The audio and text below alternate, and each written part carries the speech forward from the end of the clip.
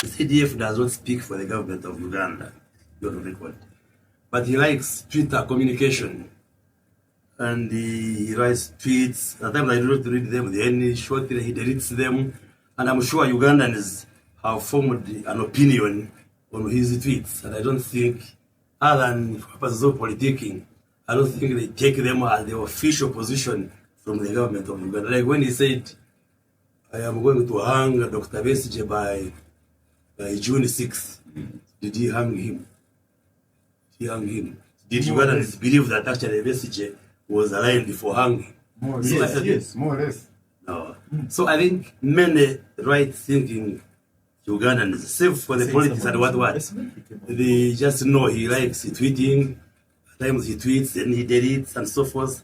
And I have been, for the record, saying those as a government spokesperson, I treat them as casual comments he makes on social media through Twitter. I have discussed this issue with the appointing authority, with the president. Admittedly, his tweets make my work a little bit difficult. Ennaku eziyise ku internet oyinza okugamba zibadde zijjuddemu katemba. Wabaddewo exchange wakati wa CDF, General Muhoozi Kainerugaba ne Dr. Baryomunsi. Nga omuntu ayinza okugamba beekuba zijjaabu. Kyemmanyi ezo tweet balina waziraba. Nga bagamba Dr. Chris togenda kuddamu kufuuka minisita. Yazza omuliro n'agamba nze seeguya muntu yenna saagala favors. Ne bamugamba it doesn't matter. Togenda fuuka minisita unless ozze n'okola peace nange. Kyafuuka worse nga Dr. Chris atuwa katamu akapya Peter Pan syndrome. Ne bamudamu ne bamugamba nti ojja kwetaaga Peter Pan syndrome kwegamba the internet oba Twitter oba X was full of what should call drama. Katemba nga oyinza okugamba binyuma. The CDF, I have commented severally. The CDF usually makes Twitter communication. And I have referred to his comments at times as casual. You see, at times he deletes them. And but I'm sure deep down you know they do not most of the time represent what the view of government. For instance, when he said we have killed 22 people and the 23rd head will be that of Kyagulanyi, you in your heart of hearts believe that if Kyagulanyi came, then the CDF will get a panga and cut off his head. You really believe it? Omanyi, for so long, waliwo bannayuganda ab'enjawulo nga nange neetwaliddemu. Twali tulina belief eno nti maybe account eno eriko General Muhoozi Kainerugaba ku Twitter oba ku X siye. Nga tulina belief eyo mbu maybe waliwo omuntu agitambuliramu. Naye, wowulira abantu nga Dr. Baryomunsi, US Senator, abantu nga Balaam nga bavayo bakugamba nti account ya CDF. Nolaba nga sometimes account postinga ebintu and these things happen kiraga nti en account yiye. Yes, ayinza okuba nga si ya postinga, maybe nga ina admin omuntu amuyambako ku postinga. It's possible. It's very possible. He's a busy man. Nga inaba admin ab'enjawulo kisoboka. Naye eno drama oba exchange eyabaddewo wakati wa account eyo General Muhoozi Kainerugaba ne Dr. Baryomunsi, I think it's the final nail in the coffin that confirms mbu account ya CDF. So ejjawo any doubt that some of us had abantu nganze that may be an account eyinza okuba ya muntu mulala. So ebintu nga bino bijjawo doubt yeyo. Ne bituwa confirmation mbu account belongs to the CDF. So the question remains, ani apostinga? Because social media, you can hire social media managers. Maybe nga ba managers bano, they overreact over, sometimes they overdo it, tetumanyi. And maybe we shall never know whether ya postinga oba waliwo omuntu ampostinga. Naye nga tetumanyi nti ebiseera bingi nnyo. Account kasite yogera ekintu. Oyinza okugamba nti 80% of the times kituukirira. Ng'oggyeko bino of course ebya USA, ambassador biki, naye ebisigadde 80% of the time ebintu ebyo bituukirira. So mu kaseera kano babuuza Dr.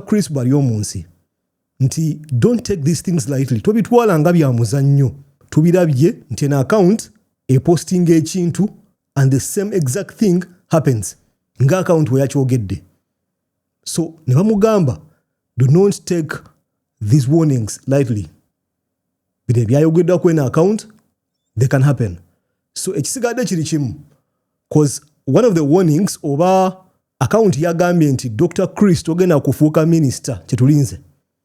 Wekituukira nga tutegeera nti indeed the communications ezita ku eno account tutandika ozitwala nga official from the CDF. You think that's a decision government, either high command or cabinet has taken, that Chagulanyi, when we see him, we put him on the chopping board and cut off his head? In your heart of hearts, You know, Chris, you believe that? I think you're just taking the CDF very lightly, but he's very serious about what he posts. Okay, yes, When be serious. the CDF posted Eddie Mutue's picture that he's in the basement learning room, he said Eddie Mutue is next and we're coming for him. And he was arrested. Eddie Mutue, the next time we see his picture posted by the CDF that is in the basement learning room, to date, Eddie Mutue was arraigned in court and is in prison. Is there. The CDF doesn't put these tweets on his accounts joking. I mean, fena tujjukira warnings ezo. Kyatandika mpola, Eddie Mutwe this, Eddie Mutwe that. Eventually, one night, tried to DAO, and the post comes through. Ngegamba Eddie Mutwe ali mu basement, ayiga Runyankole. And it happened. Mu kaseera kano, njagala ojjukire engeri Eddie Mutwe gye yajjamu mu kkooti nga tayinza na kuyimirira. So, ekitegeeza nti if this account issues a warning, take it serious. Kino ekyokugamba nti tayinza kuhatinga Kyagulanyi kikoonyeeko. General Muhoozi Kainerugaba, yes, oyinza okumwagala oba okumuwalana oba ogamba mbu tadeservinga kufuuka general. He's a soldier. Musirikale. Abasirikale nze mbalowoozaako nga killing machines. They're trained. There's a difference between omusirikale ne civilian. And there's a difference between a general n'omusirikale wa bulijjo ne civilian. A general is a high-ranking officer. Okutuukawo oba oyise mu training ey'enjawulo. Like it or not, yagikola. Tajja kufuuka general mbu agenda kulwana ntalo. Eyo era twavaawo. Yafuuka general through official means of training. Yes, nkimanyi abasinga ku mmwe mundaba mujja kugamba yafuuka general wakuba taata we yali mu power. Look at his portfolio. So omuntu wakugamba nti general akunoonya olina okukitwala serious. You have to fear for your life. Ate nga on top of okunoonya akuwaddeko warning. Nga gambye nkukwatako ojja kumpulira. So mu kaseera kano Dr. Chris ye agambe eggwanga to take the warnings of a full general, a full killing machine, a man who has access to resources. Sigamba killing machine in a bad way. A killing machine, what I mean, he's a trained soldier. And not just any soldier. He's a trained general. Oyinza okukiwakanya n'ogamba mbu yatuukayo lwa taata we. He trained. He went through the training eyamu aninga CV ey'okufuuka general. So mu kaseera kano waba anoonya Robert Kyagulanyi Ssentamu, His Excellency, he has to worry for his life. So Dr. Chris okugamba nti take it lightly, it's just a casual talk. No, it's not. It's not. It's a general looking for a civilian who is not even equipped okumulwanisa. So the ending is just one way. The CDF doesn't put these tweets on his accounts joking. No, he's very serious about what he says. And seriously so that you should take. Yes, you should take him he's seriously. managing security from that perspective. Maybe the way he handles communication is another. Of course, that means that Eddie Mutwe was innocent. He's doing his work. But I'm just commenting from the perspective of communication, which we are trying to harmonize internally within the government. But what I'm saying is that not everything he posts means is going to happen. When he said Kizza Besigye will be hanged by June 9 some year of Heroes Day, did you believe that we are going to have a ceremony of hanging Kizza Besigye? Naye the same account said tajja kuva mu kkomera akyaliyo. The same account posted and said ajja kufira mu kkomera akyaliyo. So coming out and telling Ugandans not to take the warnings serious, I think we have live examples. So you can't convince Ugandans to take the warnings over the communication from this account lightly. Ekitegeeza nti account eno weeyogera, it's an official thing. It's an official confirmation nti this thing will happen. Tukirabye ku Besigye, ku Eddie Mutwe, and other posts. Nga nkugambye ebya USA sometimes bigana. Ebya ambassador deporting bichi bigana. Naye nga we've seen some of the issues happen nazi happening. So do not take the warnings from this account lightly. So that's what I'm saying. Dr. Chris, whether you When the Ugandans I've got to use it. you see yourself used, but this has caused a lot of diplomatic attention. Yes. You know what happened with Kenya? The president himself had to write to say we apologize. Just shortly, the other day, I said that the US embassy and the US government is working to keep Kyagulanyi away. And he posted it. And the Americans didn't take it lightly. They were really mad that Adonia Ayebale, the UN permanent representative of the United Nations, had to come in, and eventually he came out and he apologized. These are not just statements jokingly like what you're saying. People take them seriously. They do, but we have an internal mechanism to handle that. We are handling it. Do you consider that indiscipline? Well, generally in Uganda, there are many people who are excited with social media communication. Dr. Chris Ali Mukuba Chibas, do you consider that indiscipline? Yes or no? Of course, that's a chiddamu cause Achimanyi, he knows some answers can land you in trouble. Sijja kumunenya. Naye nga I've always said this. Mpostinga ku internet. Ngenda kuzanya devil's advocate wano. Mpostinga videos ku internet. And I'm a big ambassador of freedom of speech and freedom of expression and freedom of posting. Nti wemba nyine ndowooza nja kugiyisaawo. Kyemanyi wano abasinga tujja kwawukana mu ndowooza. I'm one person who believes nti wemba nyina endowooza. Nga nyina platform yange, nyina Facebook account yange, nyina Twitter yange, nyina Instagram yange, nyina YouTube yange. I'm one person who believes jitekeko, post it. No matter what it is, post it. Naye, if the repercussions come, yimira ku magulu ga abiri ositwale. Sijja kujja wano mbere hypocritical. Nti lwakuba account ya General Muhoozi Kainerugaba CDF ekola post. Ebiseera ebimu nga sikkiriziganya nazo. Then nveeyo ngambe he doesn't have a right to post. No. He has a right to post naye nga nkugambye if the repercussions come ayina okuyimira ku magulu ga abiri azitwale. For example, ebyatuukawo recently ng'akoze post ya USA. Tubirabye over time. Stand up and take the repercussions.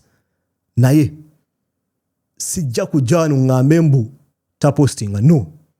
If he wants, let him post. It's his right. Ayina olukusa olugenda ku internet n'akola post yonna gy'ayagala. So, okumugamba mbu do not post. Page yiye. Assuming yiye. Page yiye. Account yiye. Waba asazewo n'agamba nti kanteeke ekintu bwe kiti yes nkimanyi ebiseera ebisinga obungi nga nkugambye we don't agree. I don't agree in some of the posts naye he has a right okuziteekayo. He has a right to own an account. He has a right to voice his opinions. Waba zitaddeyo if they backfire ajja kuyimira ku magulu ga abiri agambe I take them. Fenna nawe ndaba oba ina account ngwena kyagala okuyisaawo kiteekeko. But if it backfires, stand on your two legs and take the repercussions.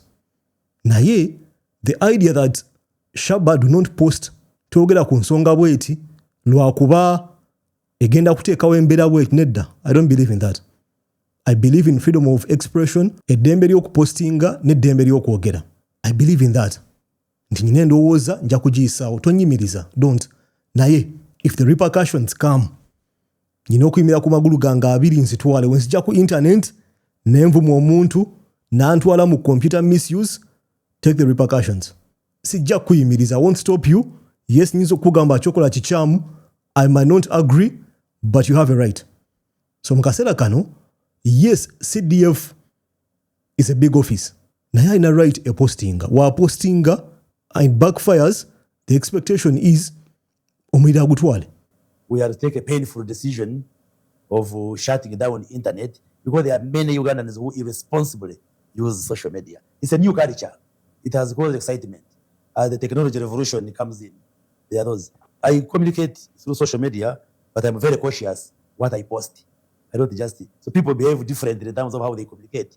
But the official statements of government come from my office.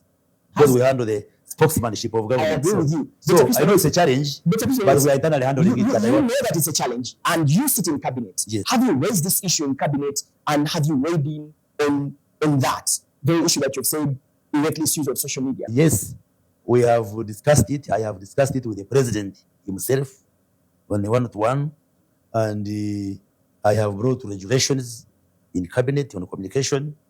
I am even procuring technology that is going to help us filter communications on social media in Uganda. So there's a lot of work we are doing. And my point has been, we must use social media responsibly. So that Just to be clear, Chris, Kyageza kugamba nti use social media responsibly, agamba nti tokkirizibwa kupostinga ebintu ebimu, tokkirizibwa kwogera ku bintu ebimu, which I think obojje eddembe ly'abantu ery'okupostinga, ery'okwogera, ery'okuwa endowooza, and I think any human being should have that right. Kyofala nkugambye nze I don't believe nti CDF has to be stopped from posting. Ayina olukusa. Whether kituluma oba message ateekako ekunyiga naawe ndaba kyokola. It's what you do. Yes, oteekako endowoozayo, maybe sometimes nga following toyina y'amaanyi. The difference is mbu ye ayina following. So mu kaseera kano Dr. Chris wagamba nti baagala technology agenda okuyimiriza bannayuganda from posting some things, oba onyigiriza ddembe lyabwe ery'okwogera, ery'okuwa endowooza, n'ery'okuwa kye balowooza ku mbeera egenda maaso mu ggwanga, which I think is wrong. brought to the attention of the president the character of communication of the CDF on Twitter to his attention. You've spoken to him about it. Yesterday you were in Capital Gang, and you mentioned that you've brought this issue to him. yes, I have. Could you tell us a little bit more? No, I will not go back to this. Some of these are internal discussions within government. We have what we call the need to know principle. I speak for government, but I don't have to say anything and everything that we do within. So those contradictions within our system, we are handling them so that we harmonize the community. I agree that when you start getting contradicting information from the same government, it confuses the public. People wonder whom do we listen to, but we are using our own internal mechanisms to harmonize ourselves so that we have one language, one message we give the public. That's the challenge of being a government spokesperson. It's not a flowery job, but we have to do it. Dr. Chris Baryomunsi versus CDF. Njagala ompe endowooza yo mu comment section wansawo eyembeera ogirowoozaako ki? Do you think CDF alekeraawo okupostinga? Do you think it's okay for us to come out and say CDF stop posting? Oba does he have a right okupostinga? Yes, nga bitunyiiza, naye is a human being, ayina olukusa olwo okuwa endowooza ye, okuyisaawo kyalowooza ku mutimbagano ogugwe, nga embeera weeneegwawo ajja kutwala repercussions ezo. Tweyongereyo. TikToker. Gana amawulire ga nnaku, omwana omuto who I think had a big future ahead of her, abadde content creator ku TikTok, nga akola videos kwegamba just like most Ugandan girls, nga yeeyiiya. Apparently, abadde ayina bu business obw'enjawulo, nga she has a bright future. Then someone feels it's okay to take her life. It's so sad. Ekifaananyi kyekyo, muwala muto bakugamba nti kirabika yafa mu kiro kya 3rd of Feb. Mikwano gye bajja okumulabako ne basanga nga enju nzigule, okukebera nga mulimu omulambo. Police believing she was strangled. So it was death by strangulation. Kwega bamugwa mu bulago ne bamutuga. Waliwo amawulire agadde gatambula ku TikTok nga kigambibwa nti bamukozesezza before okumutuga. Sijja kubigendamu ebyo cause we don't have proof of that. Kyanaku nnyo family. Tusaba Allah agigumye.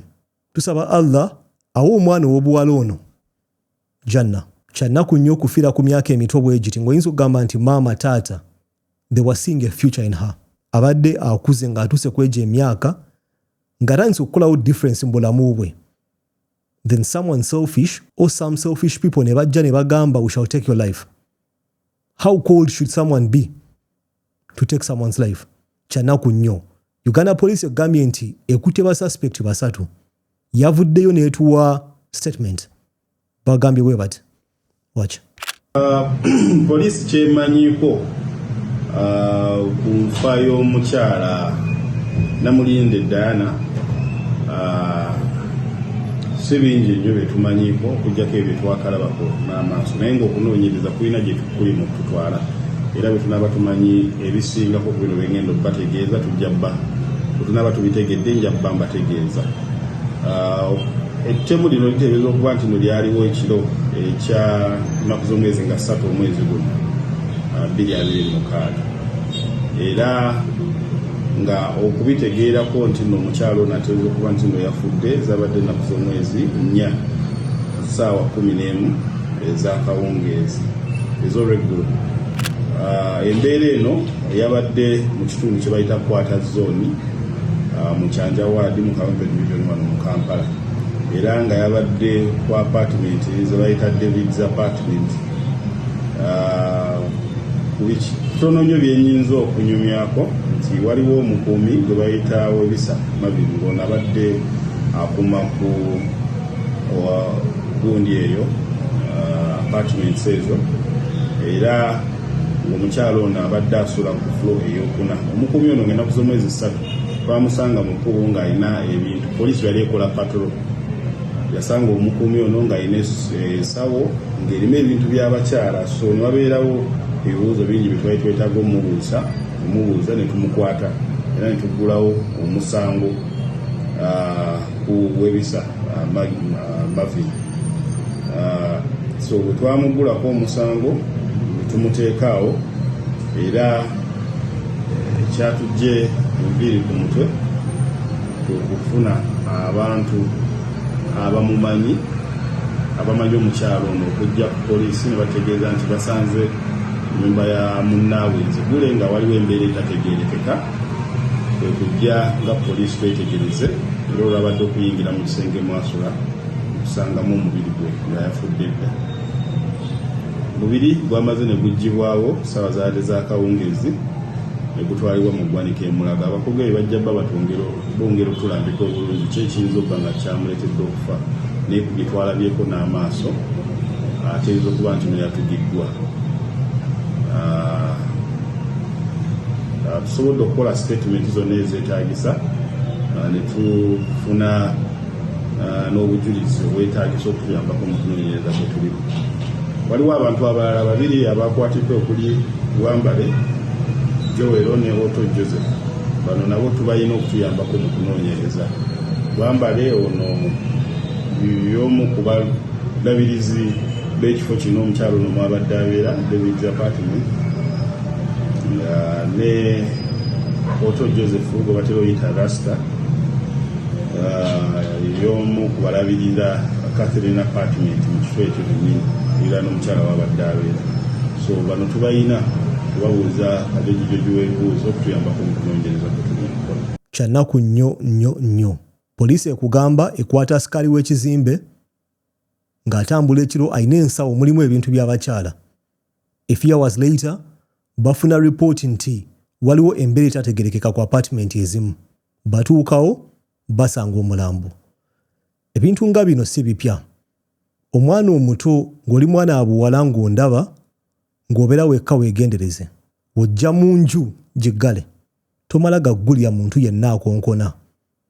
Of course mu kaseera kano tewali kye tugenda kwogera ne kikomyawo mwana abuwala ono. It's so sad. Imagine bazadde be, taata, maama, family, baganda be nga bafuna amawulire nga gano. Uganda police eno yembeera oba situation webulina oteeka force yonna ku bagwagwa bano. Omuntu yenna ali suspected of being involved oba mbakuba kibooko walentera obagambira. And I want to get your thoughts. Singa omuntu bamufuna nga ali guilty nga ddala yasse omuwala ono oba nga yakomitinze murder eri omuntu yenna, why don't we hang them? Abantu nga bano. Mwana muto ayiya bulamu ozze omusse omutuze. Why don't we have death by hanging? We publicize you. Nchimanyi sometimes mbyogera and people think it's being radical. You set an example. Because maybe amateeka omuntu ayinza okugamba manafu. Nti nchimanyi nja kutta omuntu bansibe emyaka 25 plus. Maybe. Because olaba emyaka gy'abantu abakwatibwa woka video kendabye simanyi oba bituufu. They look like young guys. Bulinga obuli wansi w'emyaka 25. Meaning singa onsibe emyaka 3 nja kuvayo nga nyina emyaka 55. But I've taken a life. So why don't we hang these people and tubateekamu emiguwa? We publicize them ku UBC and we set an example. Nchimanyi, people will say, be radicable. You set an example, wotta omuntu, naawe ojja kuttibwa. Tusabira omwana w'obuwala ono Allah amuwe eky'omuwala eky'emirembe, agumye family ye. Some selfish people have cut a life short of a young girl abadde yeeyiiya. Mbadde simumanyi ate sisuubira nti tuba tujja crossing up paths at any point. Naye kyannumye. Gana amawulire gannumye. Seeing a young girl being murdered by strangulation with suspicion nti bamukozesezza. Then tufuna suspect, maybe tujafuna confirmation because I trust Uganda police. Tujafuna confirmation nti maybe kubana ba suspect. Kuliku sagala kuinsinuating naye nga according to what we've heard kiraga nti asikala ina kyamanyi. Sijja kwewuunya nti mu bintu bibamukutte nabyo mulimu ebintu by'omwana w'obuwala ono yafudde omugenzi. I won't be surprised. We get confirmation nga mukwata omugwagwa ngoyo nga mumusiba. Nga mugamba tugakusiba emyaka 35. Hang the fool. Mutuge. Publicize him. Let the entire world see nti wotta omuntu and a repercussion. Otherwise, oyinza okuba omuwadde soft landing. Ebisajjasajja weebiti, most of them are mentally ill. Tebina remorse. It commits murder, kitta omuntu, nga kyo there's nothing. He doesn't feel pain. He doesn't feel the repercussions, the remorse of killing someone. So kumusiba oba muwadde soft landing, oba mutadde mukomera for responsible citizens like me to feed him. Because taxpayers' money is feeding abagwagwa nga bano. Omusibye, we are feeding him our portion beans. Asavinge kale katugambe emyaka 35. Nga abadde ayina emyaka 25 ajja kuvaayo. He will come out. And the life has been lost. Ebadde food for thought. Simanyi kyolowooza. Do you agree with me? Do we need hanging of some of these idiots who kill people in such a manner? Killing someone, taking a life. Your life should also be taken.